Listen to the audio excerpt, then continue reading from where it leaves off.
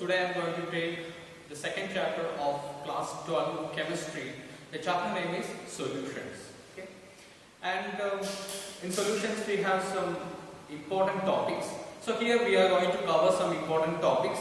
That is, you should have to remember throughout this year. This is very important for your exam also. So let us start. First, the solution. Solution means what? A solute and solvent. If you are mixing both of them, you will get a solution.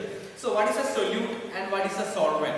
If you are just considering salt which is dissolving in water, what is salt?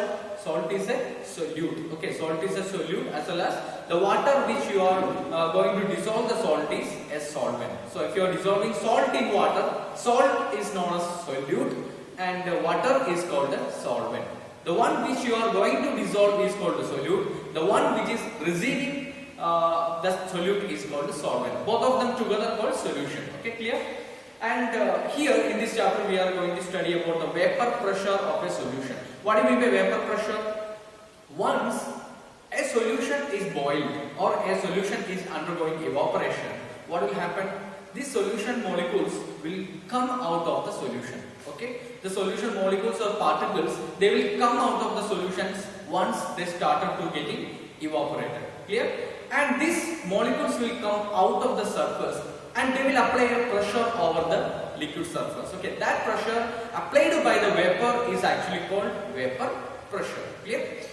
And here we are going to study about the vapor pressure. There are two laws which is giving you an explanation about the vapor pressure and the solubility of a substance.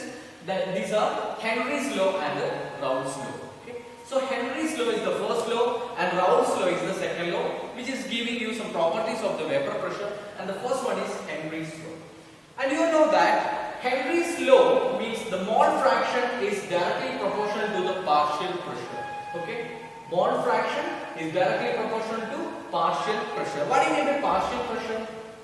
For example, if you are just adding only salt, okay, then these salt particles will go inside the solution, and the particles which are giving a pressure over that solution is called the partial pressure of that solution. Clear? Or partial pressure of that solute. For example, if salt is giving a pressure, means it is the partial pressure of salt. If you are mixing sugar, then definitely the sugar will be giving some partial pressure. That is called the partial pressure of sugar. So whatever may be the case, the mole fraction will be directly proportional to the partial pressure. What is mole fraction? You may study it in class 11, the mole fraction. Mole fraction means, for example, if A and B are two substances, clear? A and B are two substances. The number of moles of A we can denote as Na. That means how many number of moles are there, that is Na. And Nb is the number of moles of substance B. So number of moles of substance A is Na and the number of mole of substance B is Nb. Clear? For finding the mole fraction, you all know that what about the solution? If we are making a solution with A and B, definitely the mole fraction becomes Na plus Nb. So if you want to find the mole fraction of a particular component, that is, you are going to find the mole fraction of A. How can you find the mole fraction of A? Just take the component of A, that is Na. So mole fraction of A is equal to Na divided by Na plus Nb. This Na plus Nb is actually the total number of moles, and Na is the particular number of moles which you are going to find. For example, if you want to find the number of moles of B, what will you do? You can just write Nb divided by Na plus Nb. That's it. Okay. If one more particle is coming, that is C, what will you do? You will consider Nc is the number of moles, and here Na plus Nb plus Nc also will come. That means in down the sum of total number of moles. Here for finding C, you can write Nc divided by Na plus Nb plus Nc, like that you can write. So this is actually the molar mass. So the equation becomes mole fraction is directly proportional to the partial pressure. So here we are going to make a relation between mole fraction and partial pressure. You know that mole fraction is denoted in x. Okay, so we can write x is proportional to. Partial pressure means always in P. So X is proportional to P. You know that for removing this proportionality sign, what you will do? For removing a proportionality sign, we should have to multiply with a constant. So here we are going to multiply with a constant, that is X is equal to KH into P. This KH is a constant. This is called the Henry's constant. Okay. KH is called Henry's constant. Why we apply this constant here? For removing this proportionality sign. KH is called a Henry's constant. So this relation is very important. This we can write as P is equal to KH into X. Okay. P is equal to KH into X. This is an equation. So we can write down. And now the next one is Raoult's law. Okay. The next law is Raoult's law. Raoult's law is actually, if you are just making a solution with two volatile liquids. What is the meaning of volatile? Volatile means the one which can vaporize. Clear? The one which can vaporize is called a volatile. So we are using two volatile liquids and mixing together. So if solution of a volatile liquid, that means if you are just taking solute as also a volatile thing, and the solution, solvent is also volatile, and you are going to mix both of these. You can just find P1 is equal to P10 into X1. That is an equation. How this equation is coming? That is, the partial pressure is proportional to mole fraction of any one of the components. If you are just considering X1, that is the first component, then the partial pressure P1 is proportional to X1. Then definitely partial pressure P2 will be proportional to X2. Clear? So P1 is proportional to X1, like that P2 is proportional to X2. So keep this both in mind, that is P1 proportional to X1. For removing the proportionality sign, I told you, we used to multiply with a constant, that is P1 is equal to P10. P10 is that constant, and P2 is equal to P20 into X2. Just for removing that proportionality sign, we multiply with a constant, that is P10 and P20. What is P10 and P20? P10 is the partial pressure of the same solvent in their pure state. Are you getting my point? This P1 means what? When you are adding some solute in water, it will become a solution. But if you are considering the water alone, then P10 is the partial pressure of water. And if you are adding salt in water, after that you will get one more partial pressure, that is P1. So P10 is the partial pressure in pure state. P20 is also the partial pressure of second component in their pure state. Clear? And from this both these reactions, we are going to find a solution. Okay, we are going to find a particular solution for this law. And here P1 is equal to P10 into X1, P2 is equal to P20 into X2.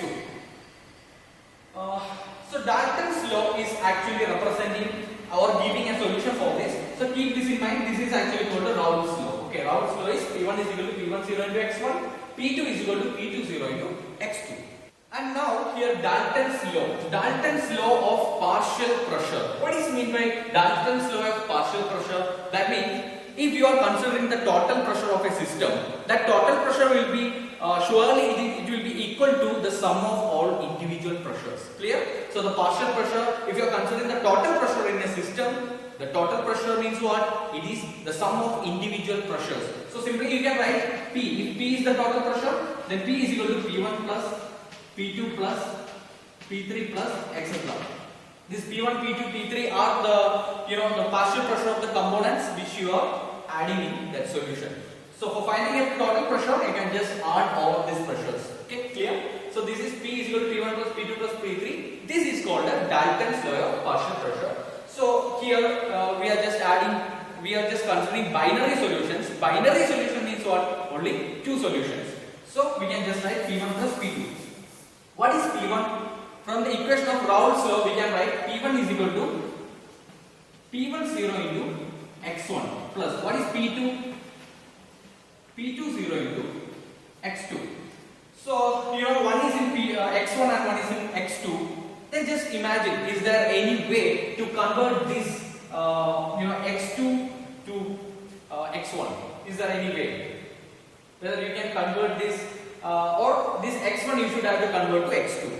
You know that X1 plus X2 is equal to 1. You studied earlier. x1 plus x2. x1 means what? The mole fraction of first component. x2 is the mole fraction of second component. If you are just adding all the mole fractions in a system, you will get 1. It will be unity. So from here, you can just find x1. What is x1? x1 is equal to this x2 is added here. We will take this x2 to the other side. That is 1 minus x2. I am going to substitute this 1 minus x2 for x1. Clear? So you can just listen. x1 becomes P10 into 1 minus x2 plus P20 into x2. Now, here I am going to multiply this P10 inside. That is P10 into 1, P10 minus P10 into x2, P10 x2 plus P20 into x2. This P20 into x2. And is there any common factors are here? You know, this minus P1 x2 I am going to take the another side, and this plus P2 x2 will come here. Just we are making one arrangement. That is P10 plus P20 x2 minus this minus. I am just moving to the last portion. That is P10 into x2. You know, x2 is common here, right? So we can take the x2 outside. So P10 plus x2 minus x2 we are taking outside. So x2 into P20 minus P10. Clear? This is actually we are doing. Let me explain once again this last step. Just remember, this x2 is common here. So P10 minus this x2 is common, so we are taking x2 outside. x2 into now P10 plus P20. Sorry, we just took this. We just arranged this now. So that arranged equation you should have to write once again. That is P10 plus P2x2 minus P10 x2. We are going to take this x2 outside. That is P10 plus x2 into, then what is remaining? P20 minus P10. P20 minus P10. This is the equation. You can see here P10 plus P20 minus P10 into x2.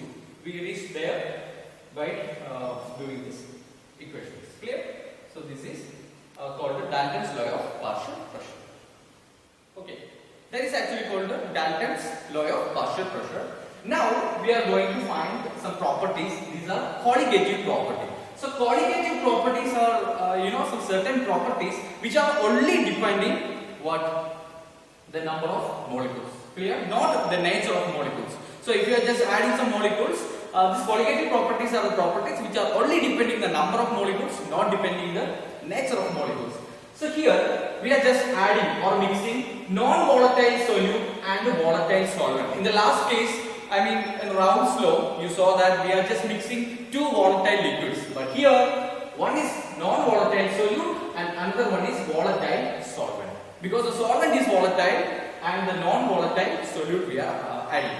And you just imagine, just before adding this non-volatile solute, many solvent molecules will be there. Okay, these all are solvent molecules. They are sitting in the pure state because you did not add anything here. Okay, you are not going to add anything here now because this is sitting as a pure solvent. Clear? For example, if it is water, and you know that the solvent is volatile. Volatile means what? They are able to vaporize. Clear? So these molecules are able to vaporize. Once they are vaporizes, this vapor will come up. That means the molecules will jump from their surface, and this vapor this vapor will be applying a pressure over that surface. Are you getting my point? These molecules, they are volatile. Once they vaporizes, that vapor will apply a pressure over this surface. So here we can consider P10. If you are taking P1 as the solvent, then P10 will be the vapor pressure there. Clear? And once you added some solutes, We are going to add some solutes. The solutes are non-volatile. Non-volatile means what? Solutes will never vaporize. So that solutes will come and sit in between this. And what will happen? The amount of particles which are escaping from the surface will be reducing. So just before adding that non-volatile solute, the vapor pressure is high. But after adding that non-volatile solute, the solute particles will come and sit in between these particles. And what will happen? The vapor pressure will decrease. So when you are mixing non-volatile solute with volatile solvent, the vapor pressure (Vp), that is vapor pressure, decreases. This decrease of vapor pressure will give you some properties. These are called colligative property. The first colligative property is relative lowering of vapor pressure. Okay, you know that before adding a solute, P10 is the vapor pressure of that solvent, but after adding that solute, the vapor pressure will decrease. So that decrease of vapor pressure is actually called relative lowering of vapor pressure, that you can just write as delta P1. Delta is always giving you a difference or a decrease. Okay, it's just a difference. So first P10 is the vapor pressure in pure state. P1 is the vapor pressure, that is after adding the solute. So which one is more? P10 is more because it is in pure state before adding the solute. After adding the solute, the pressure, the amount of vapor escaping is decreased, so the vapor pressure also decreased. So P1 is the vapor pressure once the solute added, and P10 is the vapor pressure before adding the solute. Here, so delta P1 is equal to P10 minus P1, because P10 is the vapor pressure of pure solvent minus P1 is the vapor pressure of that solution after adding solute. Here, and here P10 minus P10 into x1. So how can we write this? Because we know from the Raoult's law P1 is equal to P10 into x1. So we are substituting this value for P1. P1 is equal to P10 x1. So P10 minus this P1 is replaced by P10 x1. From both of these equations we can take P10 outside. So it will become P10 into here 1 minus from here P10 when outside, so here x1. 1 minus x1. What is 1 minus x1? Last question we saw that x1 plus x2 is equal to 1. So from here 1 minus x1. This x1 is going that side, so it is x2. x2 is equal to 1 minus x1. Clear? So for this 1 minus x1 we can write P10 into x2. That is this P10 into x2. Clear? So what we did, we are just giving the value of P1, that is P10 x1, taking P1 outside. So P10 into 1 minus x1. 1 minus x1. 1 minus x1 is x2. So we are getting P10 into x2. So that is actually the value of delta P1. Delta P1 is the relative lowering of vapor pressure. That is the difference between the pure vapor pressure and the vapor pressure which we are adding the solute. So delta P1 is P10 x2. Then we can just write down that equation once again. That is delta P1 is equal to P10 into x2. Delta P1 is equal to P10 into x2, and we are dividing with that P10 throughout. And P10 minus P10 x1 is equal to P10 x2, and we are just writing this equation once again. Delta P1 is equal to P10 minus P1, that is this P10 minus P1 is equal to its value is P10 into x2. So we are just writing the complete values once again. Delta P1 is equal to P10 minus P1, and after giving substitutions we will get P10 x2, P10 x2 we are writing.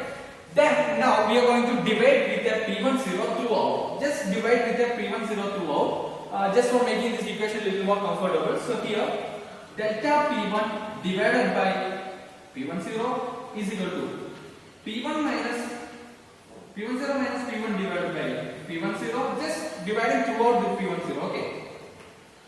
P10 x2 divided by P10.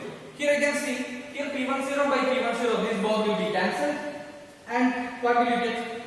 Delta P1 divided by P10 is equal to P10 minus P1 divided by P10 is equal to x2. Look, you got x2. Then from here we can just transfer these values and we can give the value of x2 here.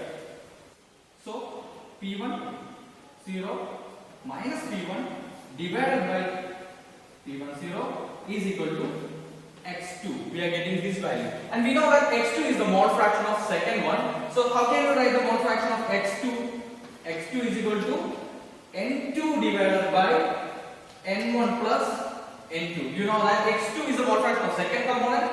So the mole fraction of second component is n2. Number of moles n2 divided by the total, that is n1 plus n2. Just substituting that values here.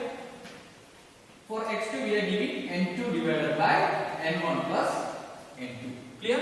And from here you know that n1 plus n2. This n2 is the number of moles of the second solution, that is water or solvent. So we are just ignoring this n2. n2 will be very, very less. Okay, once you are adding this, then it will be very, very less. So this n2 will be neglected.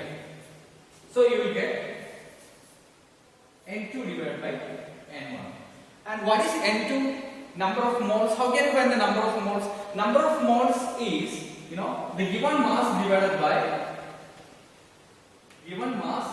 by molar mass. You know that given mass means the mass which is given in gram, and molar mass is the atomic masses of individual atoms you should have to multiply. So here n2, given mass for n2 is W2 by what is molar mass? M1. Sorry, M2. If you are considering second one, it is M2.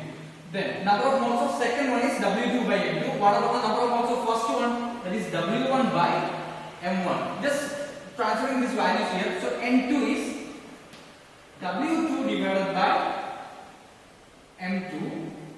The whole divided by, for N1 we are giving W1 divided by M1. Clear? So this is actually one number is divided by another, and this we can take reciprocal and just multiply. This pure mathematics. So we can write W2 by M2 into taking the reciprocal, that is M1 divided by W1. So the final equation becomes P10 minus P1 divided by delta P is equal to W2 M1 divided by W1 M2. From here, actually we can find M2. What is M2? The molar mass of solute. So for finding the M2 will come here. These two values will go to the other side. Like that you can find the value of M2. So this is the first colligative property, that is relative lowering of vapor pressure. This is an equation for finding the relative lowering of vapor pressure, as well as we can find the molar mass of the solute by using all these other values. If once all other values are given, you can easily find the molar mass